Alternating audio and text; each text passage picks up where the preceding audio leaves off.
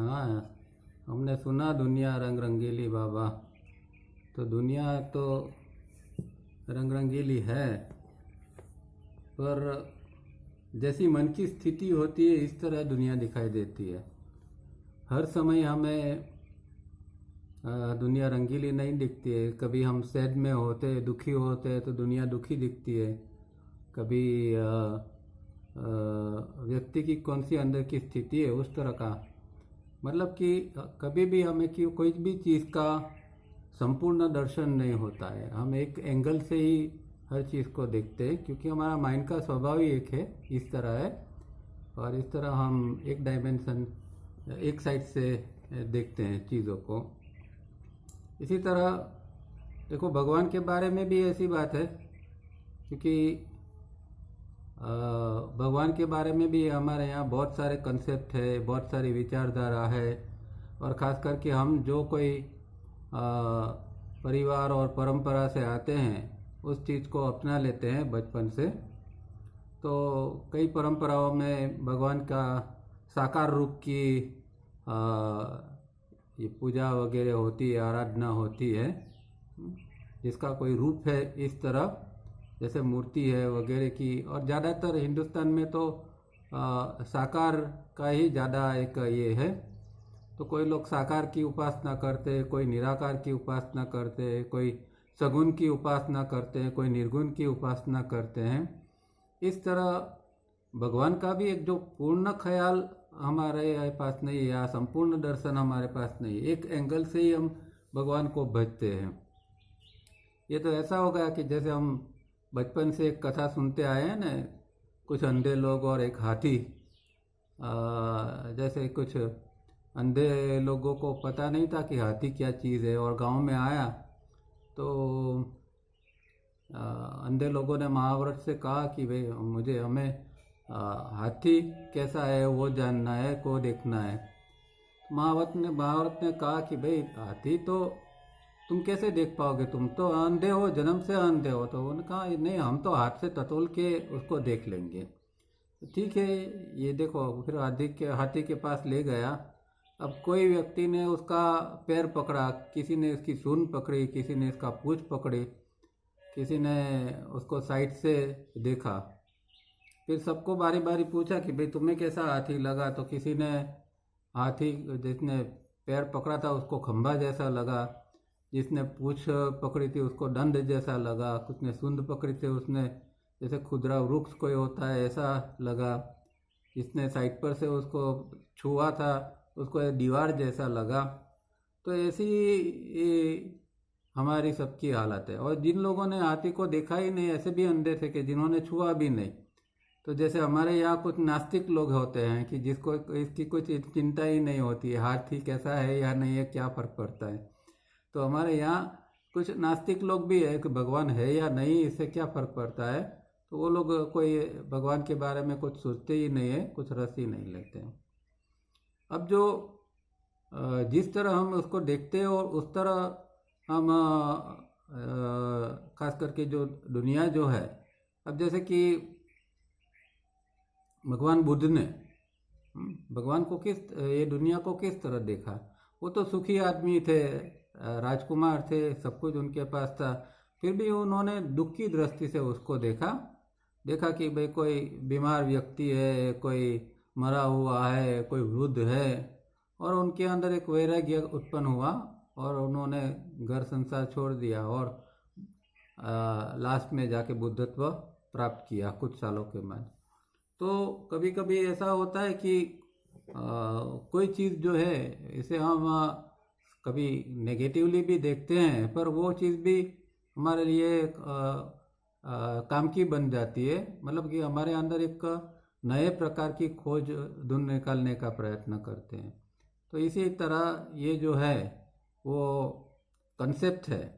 अब हम इस चैप्टर में प्रत्याहार की बात कर रहे थे, आगे ध्यान और प्रत्याहार के अंदर क्या अंतर है और क्यों प्रत्याहार ज़्यादा पॉपुलर नहीं हुआ, ध्यान हुआ, इसकी भी हमने बात की थी। तो इसमें भी ऐसा है कि जब व्यक्ति कोई प्रैक्टिस करता है और प्रैक्टिस के बाद एक स्टेट अंदर बनता है एक शांति का।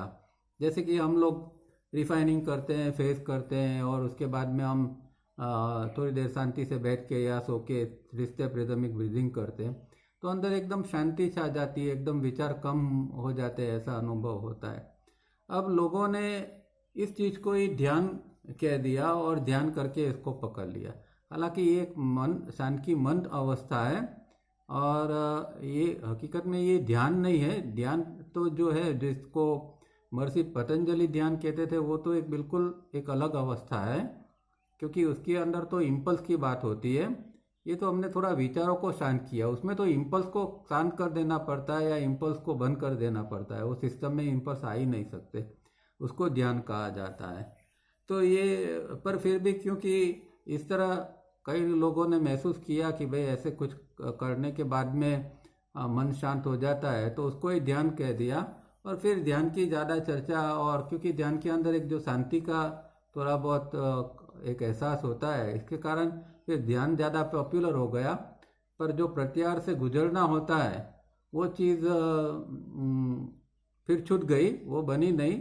और कई लोगों ने उसको, शायद कई लोग तो उसमें से पसार भी नहीं हुए होंगे, कई लोग पसार हुए होंगे, फिर भी ये जो है वो ये स्थिति, ये जो ध्यान की स्थिति है, उसको ज़्यादा महत्व दिया। तो और कई बार क्या होता है कि कई महापुरुष जो साक्षात्कारी है, बोधित्व प्राप्त हुए महापुरुष होते हैं, वो लोग भी ऐसी कोई प्रत्यारकी का या योग की कोई और कोई खास बात बताते नहीं हैं। पर इसका मतलब ये नहीं है कि इन्होंने कभी भी इसका अनुभव नहीं किया हो। जैसे कि किसी ने मुझे अभी कल ही ये YouTube के ऊपर पूछा था कि भाई तावरिया जी प्रत्याहार से पसार हुए थे क्या, और हिस्ट्री में कौन कौन लोग इस तरह प्रत्याहार से पसार हुए। तो ये कभी लोग थोड़ा सिली और फनी क्वेश्चन पूछ लेते हैं, वो समझते नहीं कि जब ये पर्पज ऑफ दर्शन डेट में इतनी डिटेल से, इतनी गहराई से जब प्रत्याहार की चर्चा हुई है, तो वो व्यक्ति वहाँ उसमें से गुजरा हुआ होगा, तो ही इतनी डिटेल में बात कर सकता है। तो ऐसे फिजूल के सवाल कई बार आ जाते हैं। और दूसरी बात यह है कि मैंने जैसे अभी बताया, तैसे इस तरह कि कई लोगों आज जो प्रत्याहार की बात नहीं करते, पर इन लोगों ने भी कभी ना कभी कोई जन्म में तो इसका अनुभव लिया होगा, इसमें से पसार हुए होंगे, और आज वो लोग इसकी बात नहीं करते, सीधी कोई डायरेक्ट मेथड कहते हैं। जैसे रमन महर्षि का एक एग्जाम्पल हम लेते हैं, तो भाई वो कोई और कोई प्रक्रिया, खाली वो तो वही कहते थे कि भाई हु एम आई, मैं कौन हूँ, ये मैं कौन हूँ, इसको तुम ढूंढो करके।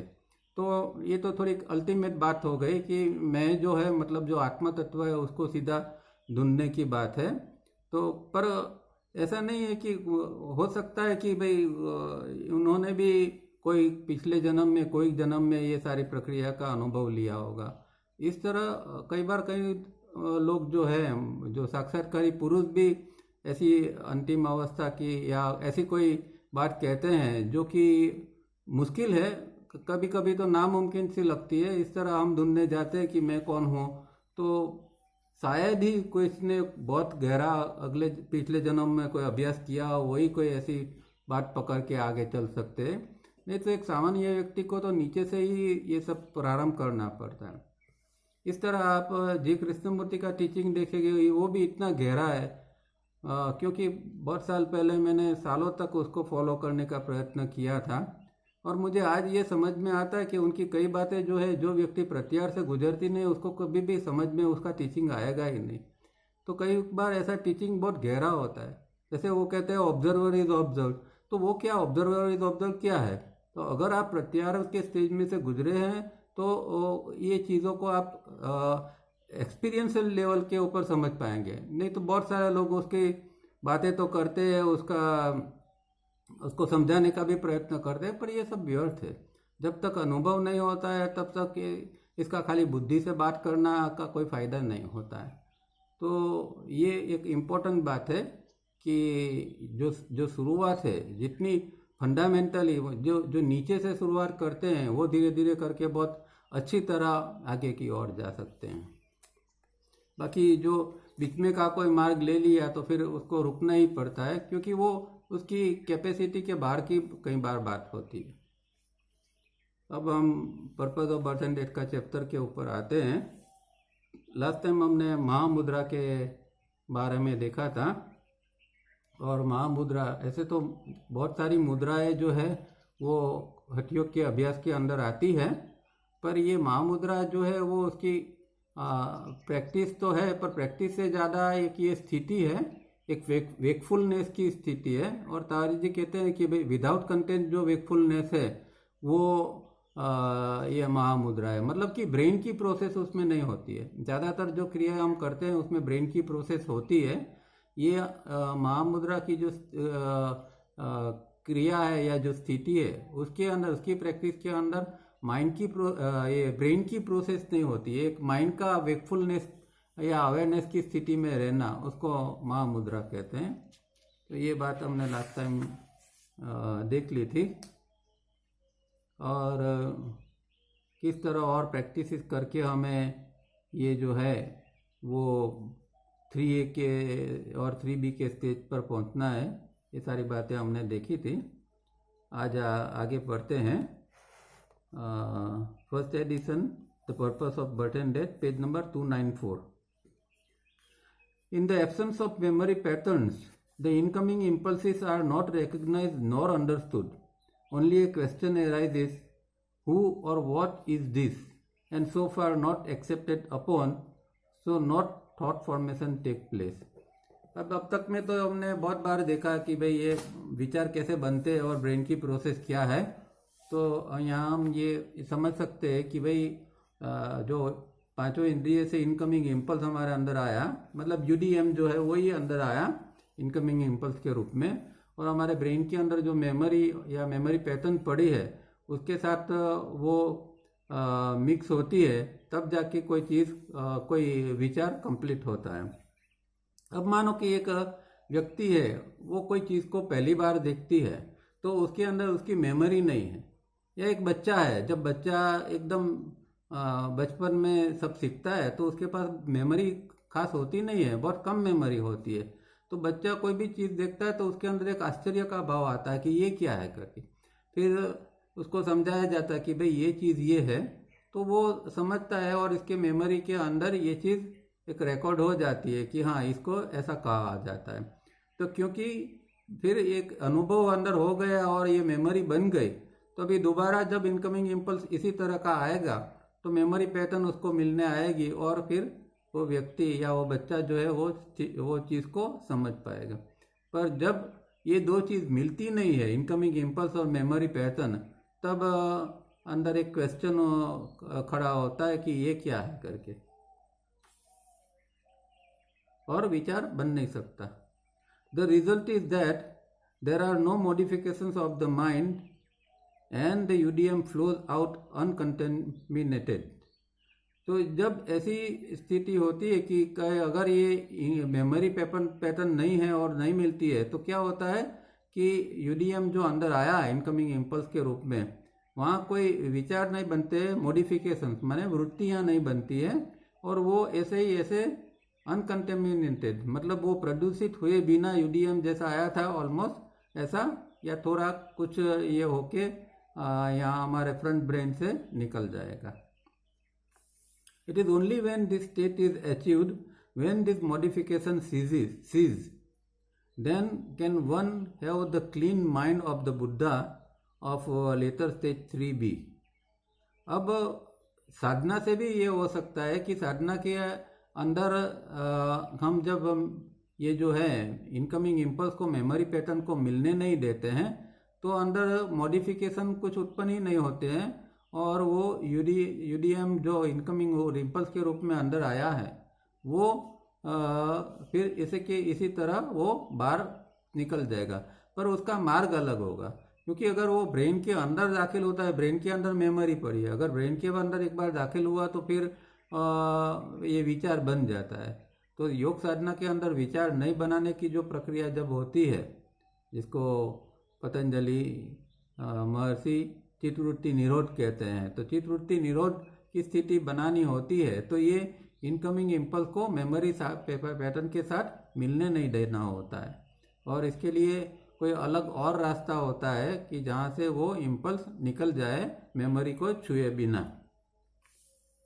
और इसे जो ये अंदर की जो इस तरह की स्थिति बनती है कि यूडीएम जैसे आई और प्योर अंदर रही, उसको ही clean mind of the Buddha कहा है कि एक साफ सुथरा एक स्वच्छ मन कि जिसके अंदर ये वो कंटेमिनेट नहीं हुआ है, अभी प्रदूषित नहीं हुआ है और वो शुद्ध स्थिति के अंदर बना रहा है, वो 3B की स्थिति है। In this state normal life is possible and yet no thought forms are created. तो 3B की स्थिति ऐसी है कि योगी उसके अंदर वो विचार को नहीं बनाता है, फिर भी वो सब कुछ कामकाज कर सकता है, समझ सकता है, पर ब्रेन प्रोसेस के बिना। अब हमारे अंदर तो यही ख्याल है कि भाई बिना ब्रेन प्रोसेस, बिना मेमोरी के उपयोग बिना किस तरह व्यक्ति जी सकता है, पर क्योंकि उसके अंदर और शक्तियाँ डेवलप हुई होती है, उसके अंदर डायरेक्ट परसेप्शन की शक्ति डेवलप हुई होती है, तो उसको ब्रेन की ज़रूरत नहीं पड़ती है। तो ये बात का समझने की है और यहाँ ये बताना चाहते हैं कि भाई इस तरह भी ये हो सकता है कि जहाँ वो थॉट प्रोसेस नहीं है फिर भी वो व्यक्ति जो है वो योगी है, जो 3B की स्टेज में है, वो नॉर्मल लाइफ भी जी सकता है। If this state is constantly held, all past memory patterns die away and one is freed from repeated physical birth. अब यही तो योग की साधना है कि ऐसी जो स्थिति है इसको बनाए रखना होता है लंबे समय के लिए। तो 3B की स्थिति को जब योगी लंबे समय के लिए बनाता रहता है, उसको वो पकड़ के रखता है, तो अंदर की जो निकम्मी जो मेमोरी पैटर्न्स है वो सब निकल जाती है। और क्योंकि ये मेमोरी पैटर्न के कारण तो हमें बार बार जन्म लेना पड़ता है। मेमोरी या मेमोरी पैटर्न माने संस्कार, और संस्कार ही हमारा जन्म का कारण है। तो जन्म जो है वो फिर फिजिकल बर्थ लेने की उसको ज़रूरत नहीं पड़ती है। और दूसरी बात समझना है कि कुछ मेमोरी जो है वो काम की होती है, मतलब कि मेमोरी दो प्रकार की है, एक टेक्निकल मेमोरी और एक साइकोलॉजिकल मेमोरी। अब टेक्निकल मेमोरी तो ज़रूरी है, मैं कोई चीज़ को ऑपरेट करना चाहता हूँ तो उसकी मेमोरी तो मुझे चाहिए, मैं ड्राइव कर रहा हूँ तो उसकी मेमोरी तो मुझे चाहिए। पर जो साइकोलॉजिकल मेमोरी है इससे व्यक्ति को मुक्त होना है। अब साइकोलॉजिकल मेमोरी क्या है कि जो चीज़ जैसे कि भाई किसी ने मेरा इंसल्ट किया तो उससे अंदर एक मेमोरी बन गई कोई व्यक्ति के प्रति, ये व्यक्ति अच्छा है या बुरा है। तो इस तरह की जो हमारे अंदर मेमोरी पड़ी है, अच्छा बुरा या पाप पुण्य या स्वर्ग नरक, इस तरह के ख्यालों भी है, वो भी एक मेमोरी ही है, मेमोरी पैटर्न्स होती है इसकी।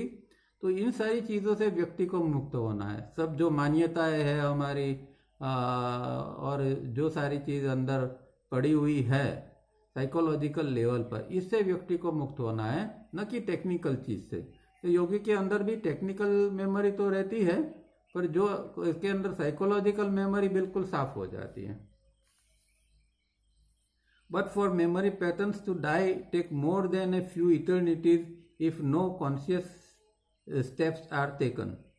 तो अगर इसको कॉन्शियसली प्रैक्टिस करके ये मेमोरी पैटर्न को निकाला नहीं जाता है, मारा नहीं जाता है, तो इटर्निटीज, युगों के युगों लग जाएंगे। इतने युगों के बाद शायद वो अपने आप में तो वो डाउन होगी।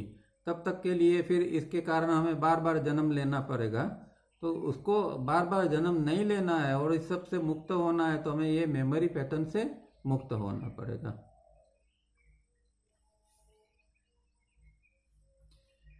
Even state 3 is possible only if state 3B is first obtained and held, that is cultivated and then established. तो ये 3A, 3B और 3C वो बहुत एडवांस स्टेट है और बहुत महत्वपूर्ण है।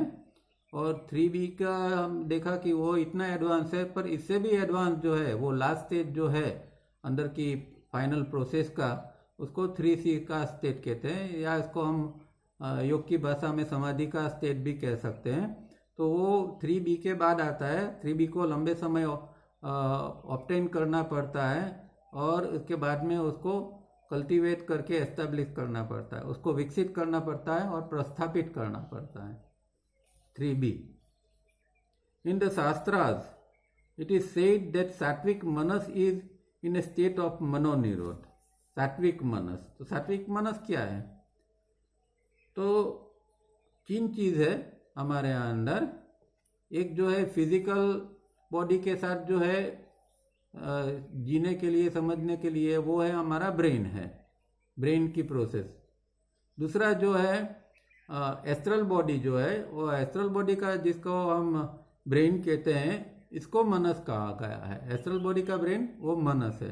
और इसी तरह मेंटल बॉडी का ब्रेन को बुद्धि कहा जाता है। पर बुद्धि मतलब रीजनिंग नहीं, तर्क नहीं, बुद्धि ये हम जो ब्रेन के अंदर हम जो बुद्धि चलाते हैं वो नहीं है, वो एक अलग स्थिति, एक अंदर अलग चीज होती है।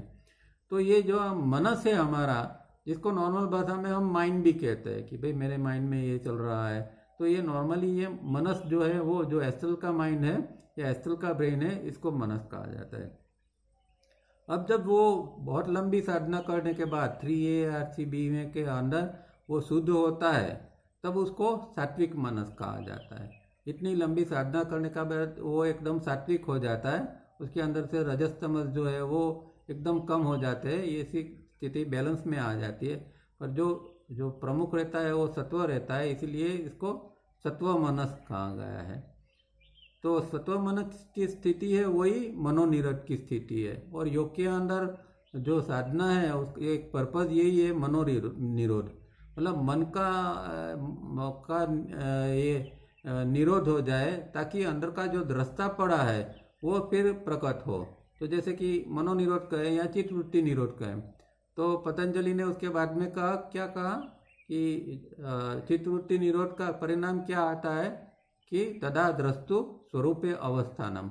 अब जो अंदर दृष्टा पड़ा है वो अभी धीरे धीरे करके बाहर आने लगेगा। तो जितनी मॉडिफिकेशन, जितनी वृत्तियाँ कम होती है, इतना हमारे अंदर का जो दृष्टा है वो धीरे धीरे करके बाहर आने लगता है। और फिर सालों की मेहनत के बाद धीरे धीरे करके वो प्रतिष्ठित हो जाता है। तो यहाँ तो तदाद्रस्तु स्वरूपे अवस्थानम, अभी अवस्था बनी, बाद में वो प्रतिष्ठा बन जाएगी, वो प्रतिष्ठित एस्टेब्लिश हो जाएगा। फिर उसका 2 स्थिति नहीं बनेगी कि अभी चित्तवृत्ति की स्थिति और चित्तवृत्ति निरोध की स्थिति, ऐसी स्थिति नहीं बनेगी। परमानेंटली इसकी चित्तवृत्ति निरोध की स्थिति बनेगी। हालांकि वो जो है इम्पल्स को, वो जरूरी इम्पल्स को आने देंगे, क्योंकि वो लाइफ जीने के लिए इम्पल्स तो एक एनर्जी, एक फ्यूल है जो हमारी बॉडी ब्रेन सिस्टम के अंदर आते हैं, तो ही तो ये शरीर चालू रहता है। तो इसी माने में वो ये इम्पल्स को आने देता है, पर वो ब्रेन प्रोसेस वो बनाता नहीं है। जैसे अभी हमने देखा कि 3B के अंदर ब्रेन प्रोसेस है, इसको बॉडी ब्रेन सिस्टम का, और दूसरी चीज जो है वो डिवाइन फ्रेगमेंट या यहाँ इन्होंने प्योर कॉन्शियसनेस कहा है। अब दोनों के बीच में एक खाई है, दोनों के बीच में एक गैप है, गल्फ है, उसको जोड़ना पड़ता है। और वो जोड़ने का काम करती है ये energy of essence of consciousness या सात्विक मन। जो सात्विक मनस जो है वो ये काम करेगा कि दोनों, क्योंकि वो दोनों का जुड़ाव जब तक नहीं होगा तब तक तो फिर योग बनेगा नहीं। योग का मतलब ही क्या है ना, योग का मतलब जोड़ना या यूनियन, ये यूज, ये सब जो शब्द है वो यही बताता है कि भाई अभी जो एक और बॉडी ब्रेन सिस्टम है और दूसरी ओर अंदर जो चैतन्य है, वो दोनों को जोड़ना है। तब वो जब वो कंप्लीट होता है, वो एक पूरा यूनियन बनता है, तब ये योग है या एक अंदर की एक पूर्ण स्थिति बनती है। और इसी तरह कॉस्मिक लेवल के ऊपर भी एक है एग्जिस्टेंस और एक है क्रिएशन। तो एग्जिस्टेंस से जब क्रिएशन के बीच में का जो एक पुल जो बनता है, वो इसी तरह का है कि ये जैसे हमारे अंदर सात्विक मन काम करता है, वहाँ कोई और एनर्जी काम करती है, और इसी तरह ये दोनों के बीच में लिंक बना लेती है। वहाँ यूडीएम इटसेल्फ काम करके ये काम होता है। यहाँ हमारे अंदर सात्विक मन के रूप में पर्सनालिटी और चैतन्य दोनों के बीच में एक ब्रिज बनाना पड़ता है, और ये काम सात्विक मनस करता है। The Shastras also say further that sattvic manas is consciousness in motion, or that sattvic manas at rest is identical to consciousness, though it is not the same.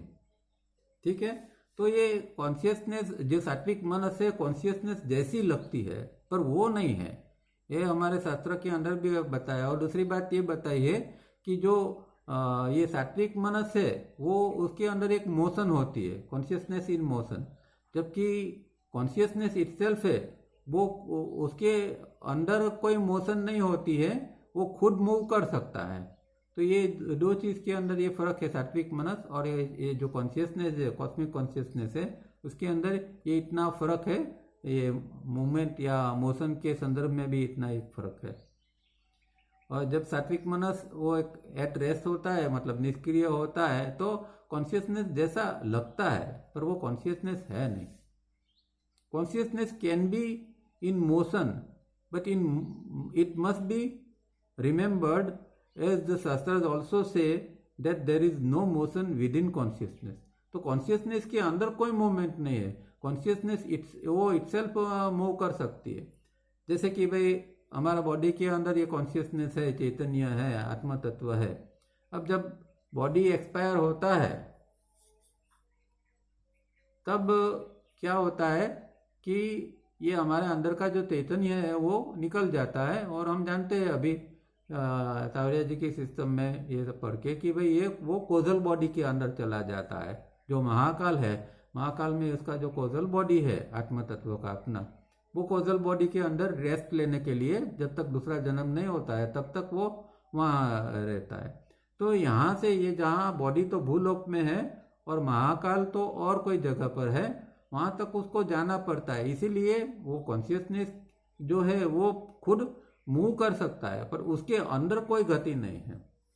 और सावरिया जी कहते थे कि भाई 1 घंटा लगता है, ये भूलोक से महाकाल का डिस्टेंस इतना वास्ट है क्योंकि भूलोक के अंदर ही इतनी सारी सब ये जो हमारे जो बड़े बड़े ग्रह है, तारे सितारे है, स्टार्स है, गैलेक्सीज है, ये सब कुछ तो खाली भूलोक का एरिया है। उससे तो कई गुना बड़ा भूवलोक है और उससे भी कई गुना बड़ा स्वलोक है। इसीलिए ये जब चैतन्य ये आत्म तत्व यहाँ शरीर से छूटता है और वो तो कितनी स्पीड से गति करता है, वो लाइट की स्पीड से भी ज़्यादा फास्ट जाता है, फिर भी 1 घंटे का फासला लगता है उसको महाकाल तक पहुँचने के लिए। ऐसा उन्होंने दूसरी जगह पर बताया हुआ।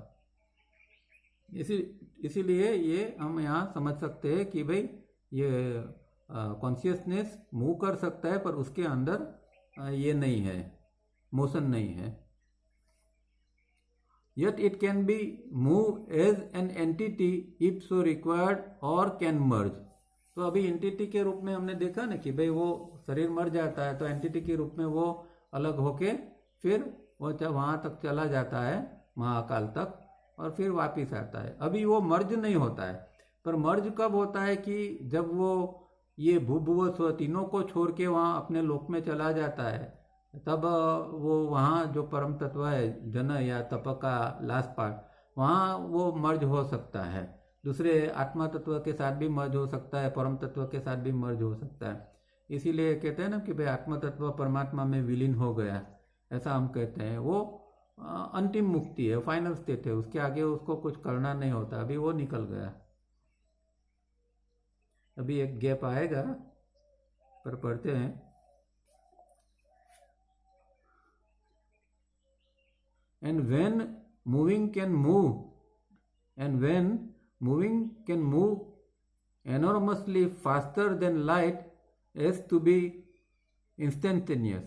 वो इसी क्षण के अंदर वो हो जाता है, वो लाइट से भी फास्ट होता है, वो मूव करता है तो ऐसे जैसे यहाँ से एक दूसरी क्षण में दूसरी जगह पर क्योंकि वो अगर महाकाल तक जाना है तो थोड़ा टाइम लगता है, बाकी तो यहाँ भूलोक भूभुव समय अगर उसको ट्रैवल करना होता है तो एक उसी क्षण वहाँ वो पहुँच जाता है और अनुभव वहाँ का अनुभव हो सकता है। On the other hand, awareness can be at rest, but there is always motion within awareness, however slow। अब देखो जैसे कि एक पृथ्वी है अपना, जो एक पृथ्वी के ऊपर एक मानो कि एक माउंटेन है या एक पत्थर पड़ा हुआ है, तो पत्थर हम कैसे देखते हैं कि भाई ये मोशनलेस लगता है, पर इसके अंदर भी मोशन पड़ी है, क्योंकि ये जो है वो चिट्टी का भाग है। तो चिट्टी तो हमेशा उसके वो चाहे कितनी भी स्टैटिक लगे वो बाहर से वो चीज़, उसके अंदर इसकी एक मोशन तो हमेशा रहती है।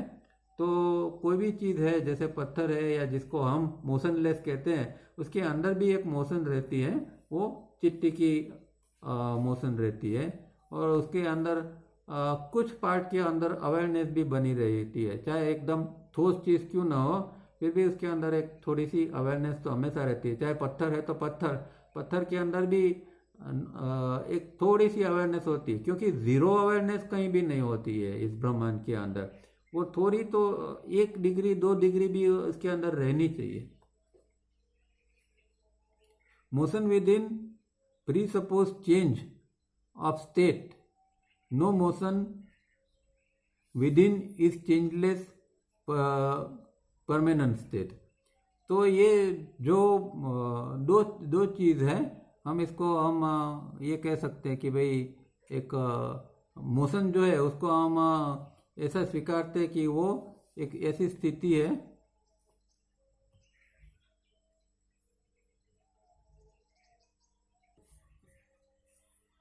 Motion within presuppose change of state, no motion within is a changeless permanent state. तो मोशन जो है वो हम जानते हैं कि भाई अभी हमने देखा कि ये जो यूडीएम है उसके अंदर मोशन है, और इसीलिए वो जो स्थिति है उसकी वो चेंज स्टेट उसको कह सकते हैं। जबकि नो मोशन जो है वो चैतन्य की नो मोशन स्थिति है, उसके अंदर वो चेंजलेस परमानेंट स्थिति उसको हम कह सकते हैं। Consciousness is the only reality, consciousness is the only reality, जिसको हम रियलिटी कहे या वास्तविकता कहे या जो भी कहे, वो रियलिटी जो है वो कॉन्शियसनेस है, चैतन्य वही है। बाकी जो है वर्ल्ड जो है वो अनरियल है।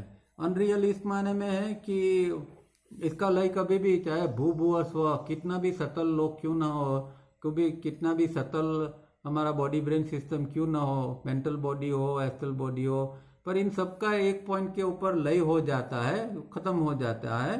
इसीलिए उसको अनरियल कहा गया है। जब कॉन्शियसनेस जो है वो कभी भी मरती नहीं है, खत्म नहीं होती है, वो यहाँ से फिर अपने जो अपना ये है लोक है, जैसे कि जनलोक है, तो यहाँ से जनलोक में फिर से वो चली जाएगी, अपने सेलेस्टियल होम चली जाएगी, पर वो कभी भी खत्म नहीं हो सकती है। जबकि भूभुव स्व का जो है वो भूभुव स्व अपने आप वो तीनों लोग भी एक पॉइंट के ऊपर उसका भी लय हो जाता है, और जो ये सब बॉडीज वगैरह है उसका भी लय हो जाता है। इसीलिए ये यहाँ ये कहा है कि consciousness is the only reality. This subtle point that makes all the difference between awareness that is mortal and pure consciousness that is immortal should be understood। तो ये डिफरेंस इसीलिए है कि जो यहाँ जो मॉर्टल मतलब कि जैसे हमने कहा कि अभी लय हो जाता है सब चीज़ का, इसीलिए इस चीज़ को मॉर्टल ही कहता है। सतल एक ये है कि अवेयरनेस जो है वो को मॉर्टल कहा गया है, पर जो प्योर कॉन्शियसनेस है वो इमॉर्टल है। ये एक दोनों चीज़ के अंदर डिफरेंस समझना चाहिए। भू भुव स्व और इसके अंदर की सारी चीज़ें जो है उसका लय हो जाता है, वो मॉर्टल है, पर जो चैतन्य तत्व है और क्रिएशन के जो लोक है वो कभी भी वो खत्म नहीं होते हैं। In this few lines is based the whole super structure of UDM. अब यही बात के अंदर हम यूडीएम का सुपर स्ट्रक्चर क्या है तो ये समझ सकते हैं कि भाई ये इसके अंदर मोशन है, उसके अंदर अवेयरनेस है, ये सारी चीज़ें जो है वो यूडीएम का पार्ट है, इसका स्ट्रक्चर है। और वही यूडीएम प्योर स्टेट के अंदर हमारे अंदर भी आके ठहरती है और साधक को इसका भी अनुभव होता है। पर जो अंदर की दूसरी स्थिति एक अलग है। तो in the few lines is based the whole super structure of UDM down to individual mind with all its differentiation as also the relationship between awareness and consciousness. तो जो ये UDM हमारे अंदर आती है तो एक वो जो पहले जो थी वो यूनिवर्सल डिवाइन माइंड है, अब अंदर आती है तो इंडिविजुअल माइंड बन जाती है और उसके अंदर और सब प्रकार की डिफ्रेंसिएशंस होते हैं, क्योंकि उसके अंदर जो सत्व रजस तमस है इससे अलग अलग प्रकार का डिफ्रेंसिएशन इंडिविजुअल माइंड के अंदर क्रिएट होता है। इंडिविजुअल माइंड जो है वो हमारा सत्व रजस तमस का बना हुआ है और उसका हमने आगे देखा कि रेशियो भी अलग अलग होता है, तो उसके कारण एक डिफ्रेंसिएशन अंदर एक आता है। और ये जो है वो यूडीएम जो है वो एक अवेयरनेस और कॉन्शियसनेस के बीच में रिलेशनशिप का भी एक तत्व बना रहता है। To understand this much is to understand all knowledge available. अगर इतना आपने समझ लिया सही ढंग से इसको, तो जो भी कोई नॉलेज है वो आपने समझ लिया, क्योंकि काम की चीज़ ये इतनी है कि एक तो हमें यूडीएम क्या है उसको थॉरोली समझना है और दूसरा प्योर कॉन्शियसनेस या चैतन्य तत्व क्या है उसको समझना है। अगर ये प्योर रूप में दो चीज़ समझ लेते हैं, ये ज्ञान प्राप्त कर लेते हैं, तो फिर दूसरे कोई ज्ञान की जरूरत ही नहीं है। सात्विक mind has the least inner movement. अब सात्विक माइंड जो हमारे अंदर जो सात्विक माइंड है उसके अंदर खास मूवमेंट नहीं है, बहुत कम मूवमेंट उसके अंदर होती है।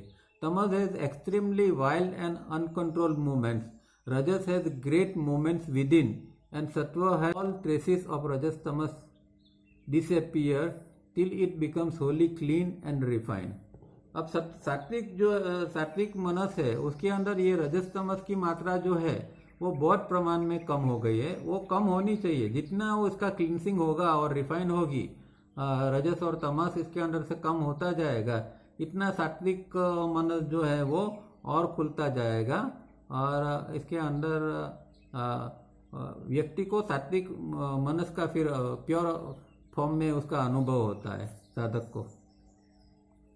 तो उसको हमारा जो प्रैक्टिस है साधना यही होनी चाहिए कि रजस और तमस जो है वो किस तरह क्लीन और रिफाइंड हो सके और जो सात्विक मनस जो है वो बनना चालू हो जाए। हमारा अभी मनस जो है वो कॉमन मनस है, उसमें सात्विक मनस उसको नहीं कह सकते, पर धीरे धीरे करके अगर वो रजस तमस से मुक्त हो सकता है तो वो सात्विक मनस बन सकता है।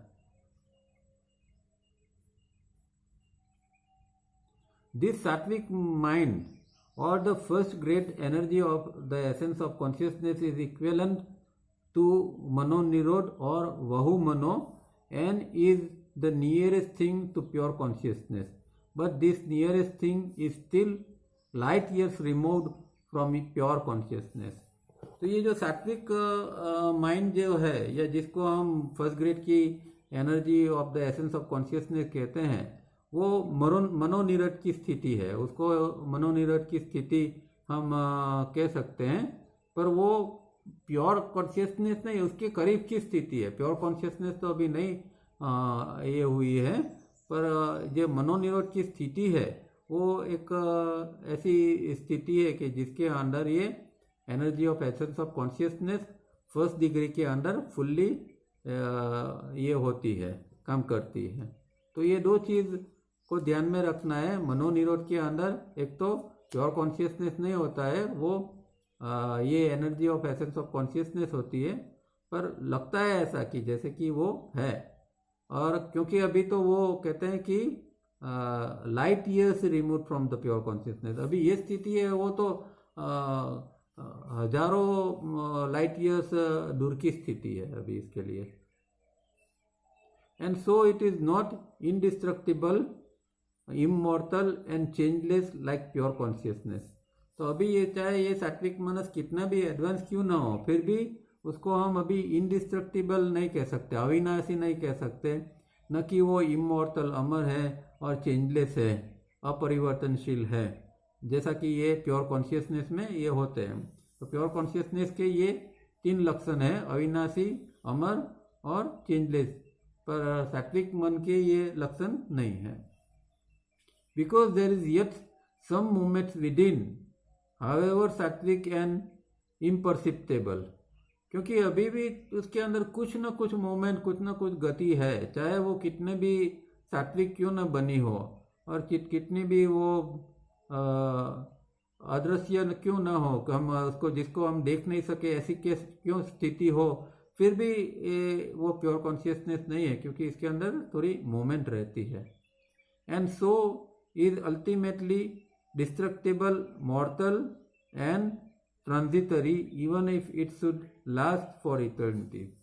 अगर वो युगो युग तक रहती है ये स्थिति या ये सात्विक मन, फिर भी वो उसको तो ये डिस्ट्रक्टेबल, मॉर्टल और टेस्टिमोनी क्या कहा जाएगा, सॉरी ट्रांजिस्टरी कहा जाएगा, कि ये जो है वो विनाशी है, वो अमर नहीं है, मतलब मृतपाय है, और ट्रांजिटरी मतलब क्षण भंगुर की एक स्थिति के अंदर है, क्योंकि ये सब का एक पॉइंट के ऊपर ये सब खत्म हो जाता है, सबका लय हो जाता है। जब व्यक्ति फाइनल स्थिति के अंदर, जब ये पूरे बॉडी ब्रेन सिस्टम को सब छोड़ना होता है, उस समय ये सब चीज़ों को उसको तोड़ देना पड़ता है। वो जब इतना है, ओमकार का इतना हैवी वो परानाट करता है, और परानाट से वो ये सब सारी चीज़ों को विघटित कर देता है।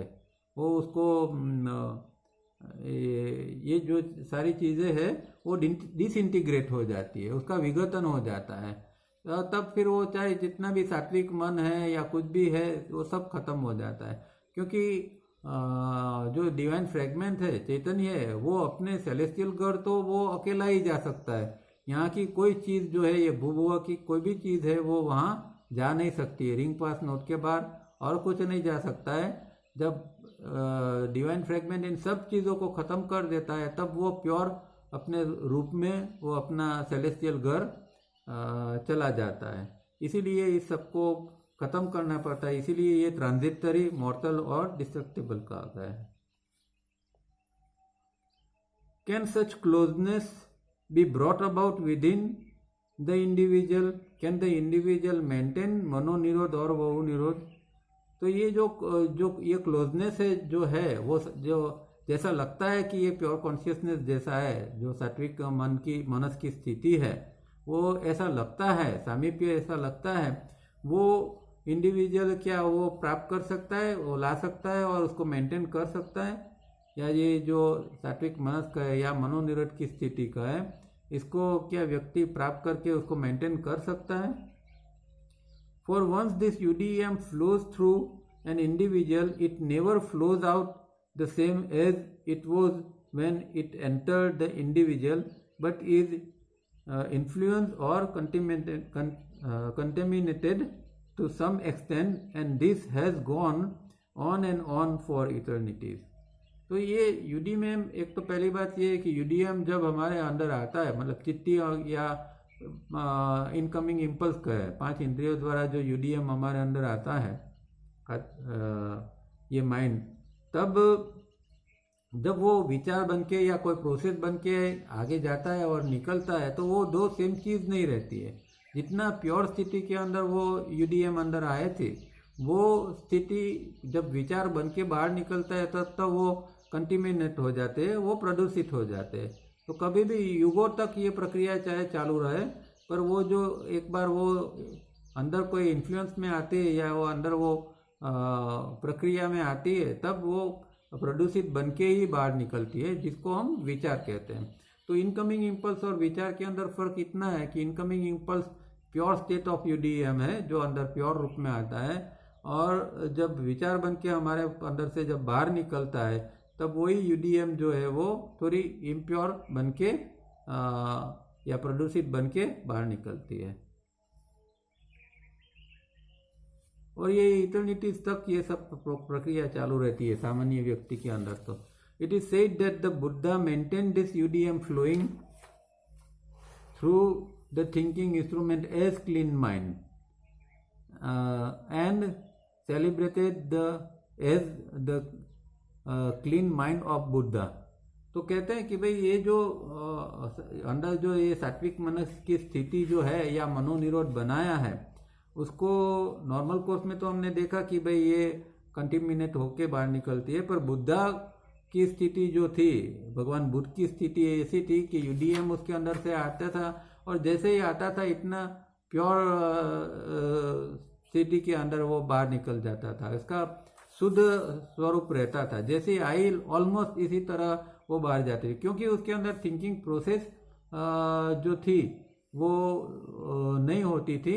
जैसे हमने आगे देखा, पीछे देखा कि भाई व्यक्ति के अंदर एक पॉइंट के बाद थिंकिंग प्रोसेस की जरूरत नहीं पड़ती है, उसको कुछ जानना समझने के लिए थिंकिंग प्रोसेस की नहीं चाहिए।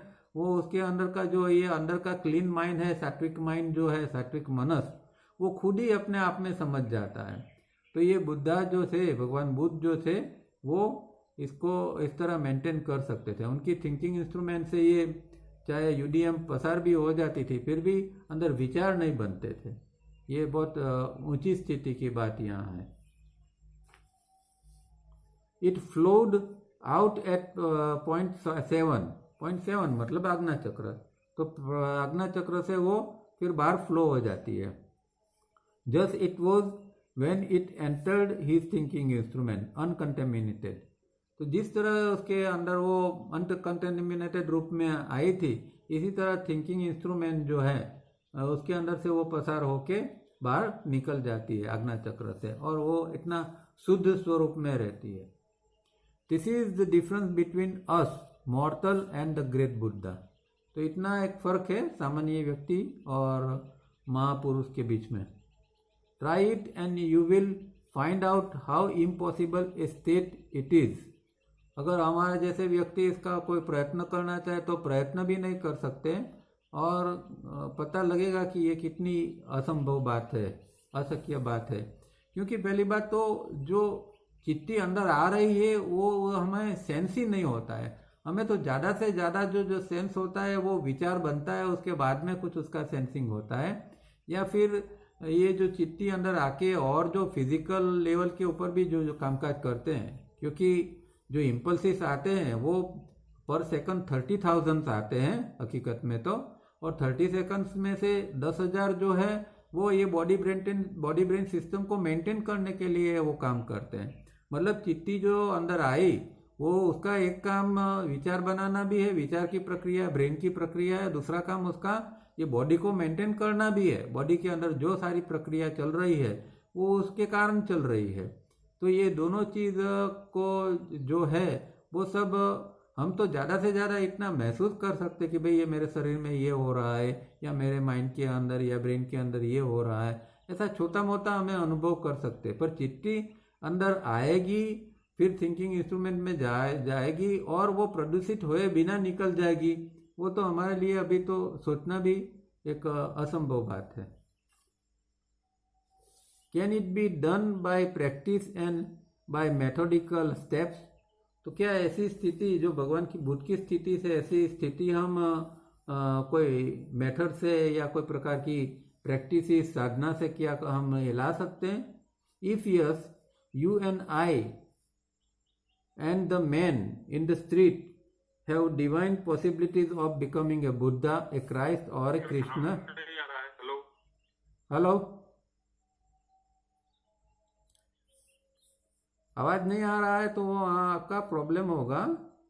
अभी आप बीच में बोलेंगे तो सब डिस्टर्ब होगा। तो वॉल्यूम सर, प्रणाम सर, वॉल्यूम को बढ़ाया जाए सर थोड़ा।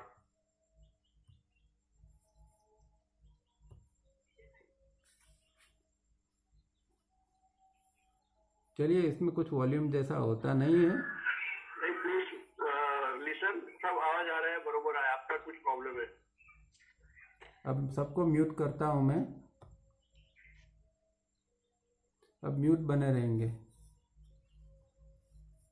अभी बस 5 मिनट ही बाकी है, शांति से सुनिए।